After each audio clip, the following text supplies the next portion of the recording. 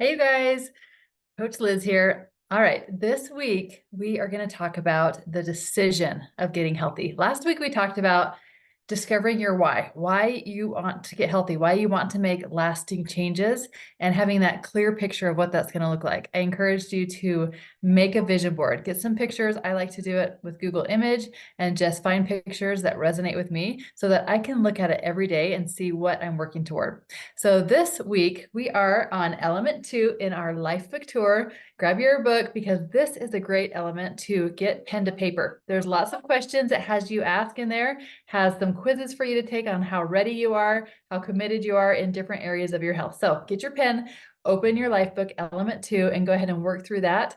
And there's something about putting pen to paper that you actually remember things better and it resonates with you more when you are doing that action with actually writing something down. So get your Life Book out. In this element, Dr. Anderson talks about the commitment, deciding. Now, what decide means is the definition of decide means to cut off.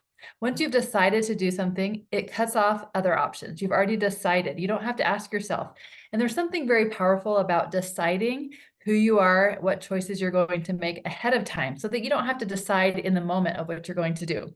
For example, if you do not smoke or have no desire to smoke, for example, if somebody offers you a cigarette, you don't have to sit and think about it or wager whether you want to or not. You've already decided that you're not a smoker. So you can say, no, thank you, I don't smoke. Same thing with your health. If you decide ahead of time what you're creating, then when those opportunities or questions come up and somebody asks you if you want a donut, for example, you've already decided, no, thank you, not at this time. I'm not eating those right now.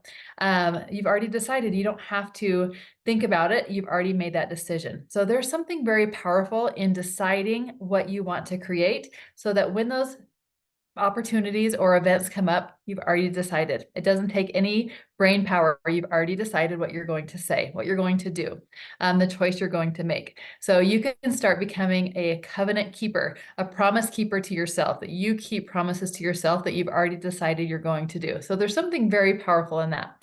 Element 2 also talks about the habits, our core habits that we're creating, and asks us how we're doing in those habits. So I'm going to run through that with you. I call them your high five. You can do a high five check, give yourself a high five if you're doing well in these areas, or really self-assess on what you want to focus on or refocus on or course correct in those habits. So the first one is hydration. How are you doing with drinking your water? Are you getting at least 64 ounces of water every day? Are you drinking your calories or drinking things that are not helping you toward your goal? So whether you're not drinking enough water or you're drinking things that aren't helping you, decide right now what you're going to do about that. Do you want to make a change with that and make a goal of what you want to do? So hydration.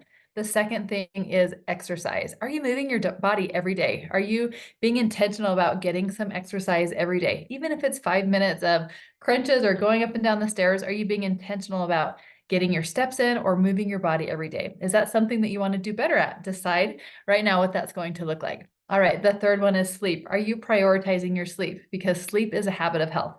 Your body does better and it really helps you long-term if you're prioritizing sleep. And that's actually when your body breaks down a lot of fat, is when you're sleeping. It's also when you detox and reset.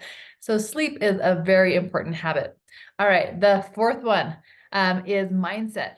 How are you doing with your mindset? Do you notice that you're an emotional eater, that you're a stress eater, that you don't manage your emotions well, that it affects your choices? So really recognizing where you're struggling with that and working on a healthier mindset, living above the line instead of dropping below the line and finding blame or guilt in other people because of your situation. All right, the fifth one is the small balanced meals every few hours. Are you committing to yourself that you want to take care of your body, that you want to balance your blood sugar? If you're doing the 5-in-1 plan, have you committed to focusing on your goals and sticking with that plan to help you get to your goal? Or have you talked with your coach about other plans that might help you if that one is not the right fit for you? So the small balanced meals every few hours makes a huge difference, not just in weight loss, but in long-term healthy living.